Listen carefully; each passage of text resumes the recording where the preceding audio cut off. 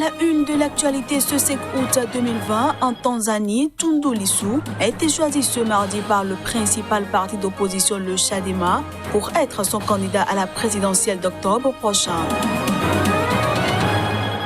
Les agents de santé chargés de la lutte contre Ebola dans le nord-est de la République démocratique du Congo sont en grève depuis ce lundi pour le paiement de leurs salaires.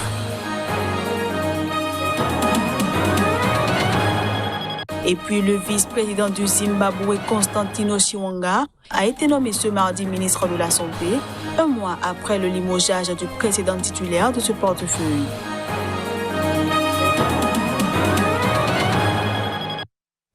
Voilà pour le sommaire. Bienvenue à tous.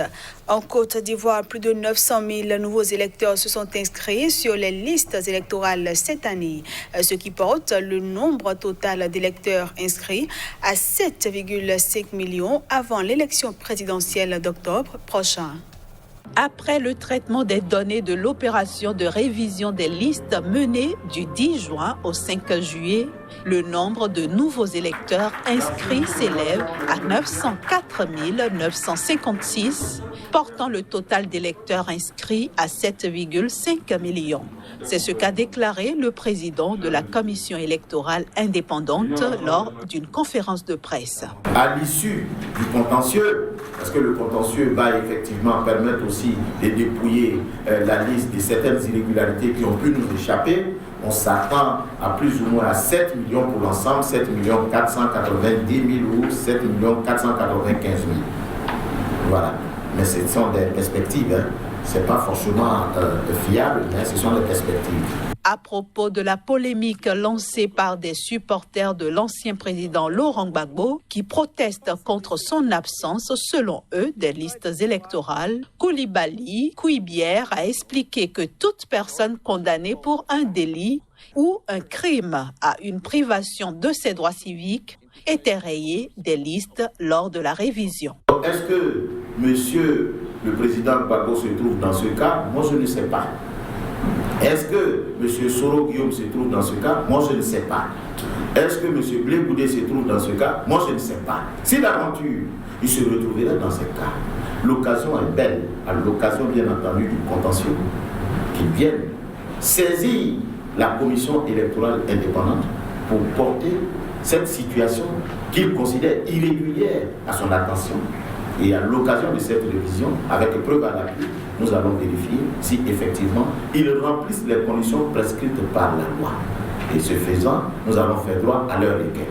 Si tel n'est pas le cas, ils seront radiés de la liste électorale conformément à la loi. La présidentielle du 31 octobre en Côte d'Ivoire, qui s'annonce tendue, va coûter 65 milliards de francs CFA, soit environ 100 millions d'euros, selon la commission électorale indépendante. En Tanzanie, l'ex-député Tundu Lissu a été choisi ce mardi par le principal parti d'opposition, le Chadema, pour être son candidat à l'élection présidentielle du 28 octobre prochain. Il sera face au président sortant, John Magufuli. C'est à l'unanimité que les membres du Chadema, réunis en congrès, ont approuvé la candidature de Tundu Lissu après qu'il eut remporté les primaires du parti. Tous les membres de cette assemblée ayant voté pour Tundu Lissu, je le déclare candidat présidentiel du Chadema pour les élections de 2020, a annoncé le chef du parti, Freeman Mbowe. Tundu Lissu, qui avait échappé d'une tentative de meurtre en 2017, est rentré en Tanzanie le 27 juillet dernier avec l'ambition de se battre pour la présidence. La Tanzanie doit organiser les élections générales le 28 octobre prochain. Les partis d'opposition ont appelé à la formation d'une commission électorale indépendante, tout en indiquant qu'ils n'appelleraient pas à boycotter le scrutin, contrairement à ce qu'ils avaient fait en 2019 lors des élections locales. Le président John Magufuli cherchera à obtenir un deuxième mandat après avoir été retenu comme candidat par son parti, le Chamacha Mapinduzi, début juillet. Élu en octobre 2015, John Magufuli a été accusé d'avoir favorisé au cours de son premier mandat la restriction des libertés publiques et d'avoir fait preuve d'autoritarisme. Depuis sa prise de fonction, le président s'est attaqué à la corruption, mais auprès d'une gouvernance autoritaire qui lui a valu d'être accusé de violer les droits de l'homme. Ce journal se poursuit. En République démocratique du Congo, le personnel chargé de la lutte contre Ebola dans le nord-ouest du pays est en grève. Les grévistes dénoncent le non-paiement de leur salaire. Les agents de santé chargés de la lutte contre la 11e épidémie de fièvre hémorragique à virus Ebola en République démocratique du Congo, déclarés début juin dans le nord-ouest du pays, sont en grève depuis lundi pour le paiement de leur salaire. On ne peut pas travailler simplement sans recevoir quelque chose. C'est depuis le début du travail de riposte à l'épidémie que les gens ne sont pas payés. Nous avons décidé d'arrêter le travail depuis lundi, a déclaré le porte-parole des grévistes, Gaylord Mpeti. Tout en reconnaissant un problème, le ministre congolais de la Santé, Dr Ethni Londongo, a assuré à la presse que le ministre des Finances a déjà ordonné un décaissement partiel d'argent. Nous attendons cette semaine que la Banque mondiale puisse nous donner de l'argent pour envoyer à Mbadanka, où les agents de la riposte ont cessé de travailler, a-t-il ajouté. Il faudrait qu'ils reprennent le travail parce que le nombre de cas de maladie est en train de gonfler, les morts aussi. La situation sera décantée cette semaine ou la semaine prochaine. Ça s'est promis, a poursuivi le ministre de la Santé. Les équipes de la riposte contre la fièvre hémorragique à virus Ebola sont composées des médecins, infirmiers, vaccinateurs, psychologues, ambulanciers, des agents affectés à l'assainissement des sites et des employés chargés de sensibiliser la population. Précisons que la 11e épidémie d'Ebola a été déclarée le 2 juin à Mbadanka, chef-lieu de la province de l'Équateur. Le dernier bilan officiel fait état de 73 cas et 32 décès.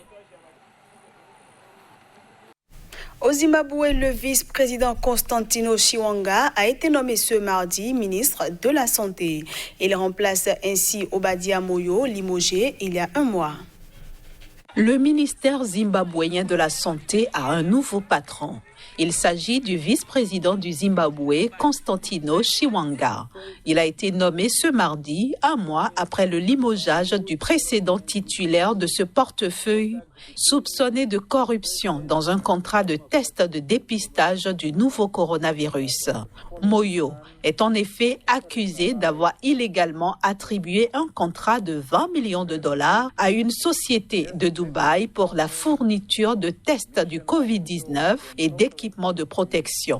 Et cela alors que le pays recense des chiffres records de contamination au nouveau coronavirus et que le système de santé publique se trouve dans un état dramatique. Dans un communiqué, les services du chef de l'État Emmerson Mnangagwa ont souligné qu'il a pris en compte le besoin urgent de stabiliser, restructurer et réformer le système de santé pour mieux faire face aux défis de la pandémie de Covid-19. Quelques 4075 cas de coronavirus ont été officiellement enregistrés au Zimbabwe, dont au moins 80 mortels, des chiffres très certainement sous-évalués, faute de tests pratiqués en grand nombre. Le secteur public de santé est au bord de l'effondrement en raison de pénuries de médicaments et d'équipements de base et d'un personnel en sous-effectif et sous-payé. Une situation que la pandémie a encore aggravée. Les infirmières sont en grève perlée dans l'ensemble du pays depuis des mois.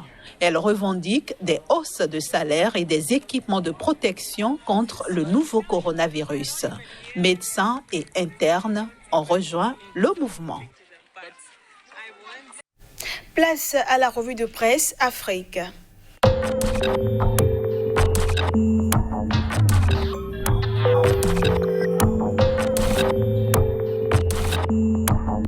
Bonjour à tous et bienvenue à cette nouvelle revue de presse Afrique que nous démarrons par quelques nouvelles du Sénégal. Le Témoin nous affiche dégâts collatéraux du Covid-19, la fermeture de Schengen fatale aux VIP. C'est une interrogation. Nous passons à présent au Sud Quotidien. Élection locale de mars 2021, la bataille de Dakar aura bel et bien lieu. Puis nous passons aux nouvelles de la Côte d'Ivoire et nous démarrons avec l'essor.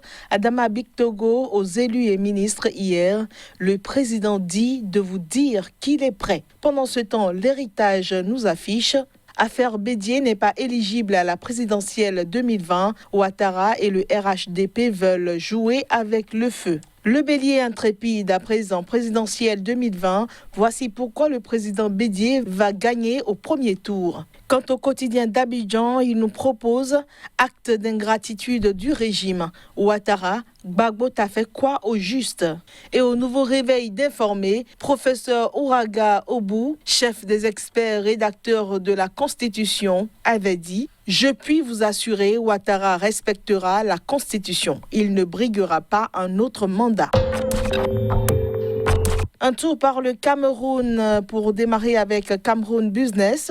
Réduction des importations agricoles, priorité aux cultures à cycle court. L'œil du Sahel nous affiche Ngwechewe, les populations boudent le don présidentiel. Le jour, Cameroun, le plan de redémarrage de l'économie est toujours attendu. Quant au soir, décès de l'ancien capitaine des Lions indomptables, Samuel Eto'o pleure Stéphane Tata. Faisons un tour rapide à présent par le Togo avec Togo Matin qui nous propose politique togolaise, nul ne peut prédire l'alternance à la place du peuple, selon l'UFC. Puis liberté d'écrire, justice bafouée à Kara, le président du tribunal abuse du droit pour faire plaisir à une députée.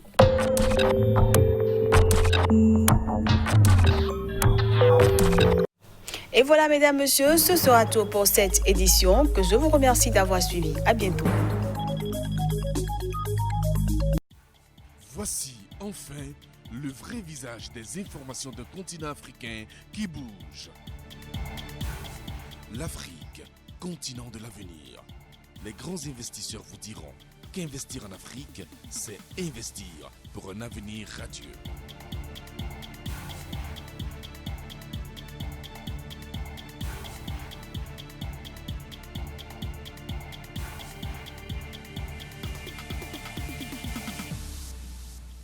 Sika, c'est la nouvelle chaîne de télévision exclusivement consacrée à l'actualité socio-économique, toutes les 30 minutes en Afrique. Sika, c'est la chaîne des grands investisseurs, de l'actualité des investissements et de l'évolution des affaires sur le continent.